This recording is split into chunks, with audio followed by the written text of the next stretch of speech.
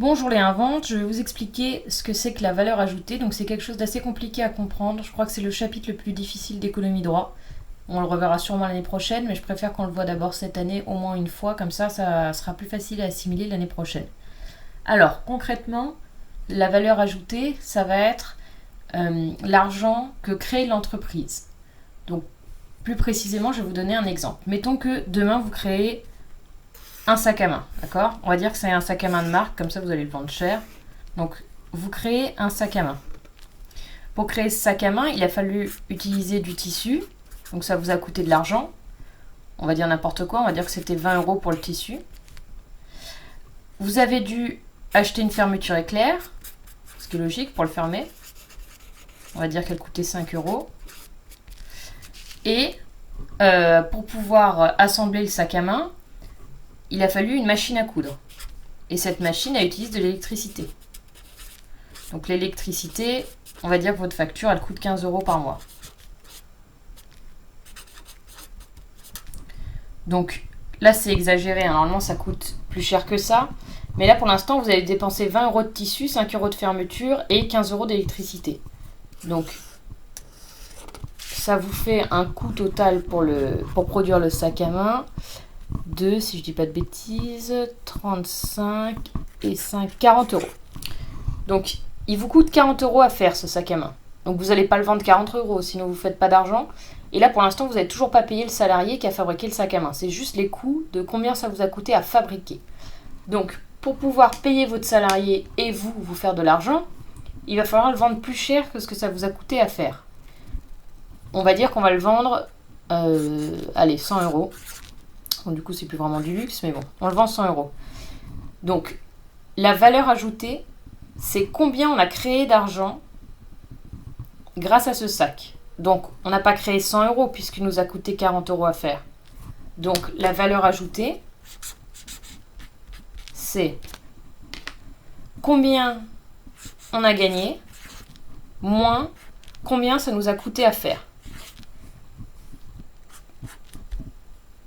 Donc là, ça nous fait 60 €. Globalement, ces 40 €, ça s'appelle des consommations intermédiaires. C'est-à-dire ce qu'on va consommer pour pouvoir fabriquer le produit.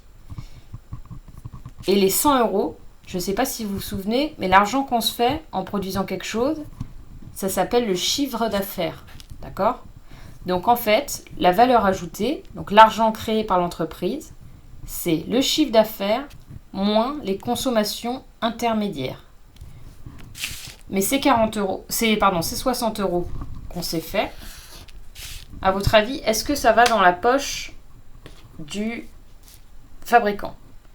Non, parce qu'il faut payer le salaire de l'employé qui l'a fait. On n'est pas dans de l'esclavage, donc il va falloir le payer. Il va falloir donner de l'argent à l'État, ça s'appelle la TVA. Tiens, d'ailleurs, c'est rigolo, taxe sur la valeur ajoutée. Donc, c'est une taxe spécialement sur les produits qu'on fabrique.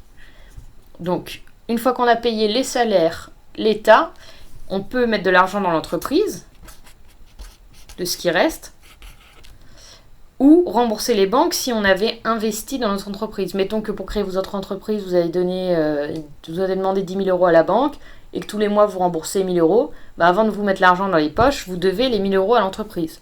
Donc il y a les remboursements aussi de la banque, d'accord ? Donc vous voyez, il ne reste plus grand chose à la fin quand on a payé ses employés, quand on a payé la TVA, quand on a remboursé ce qu'on devait à la banque, ce qui va à l'entreprise, c'est vraiment les restes. Et quand on dit que l'argent va à l'entreprise, il ne va pas dans les poches du patron. Ça, je pense que vous êtes au courant, mais je vais vous le réexpliquer.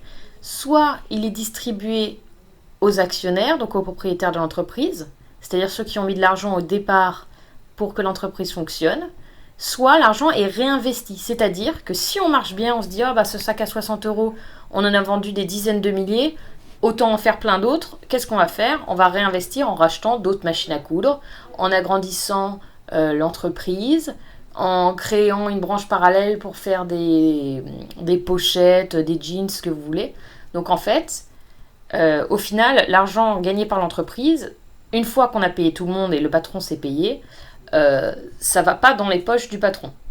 Donc voilà, j'espère que vous avez mieux compris. Sinon, il y a les 2 autres vidéos que je vous ai mis à l'intérieur du cours pour comprendre ce qu'est la valeur ajoutée et puis vous pouvez me poser des questions.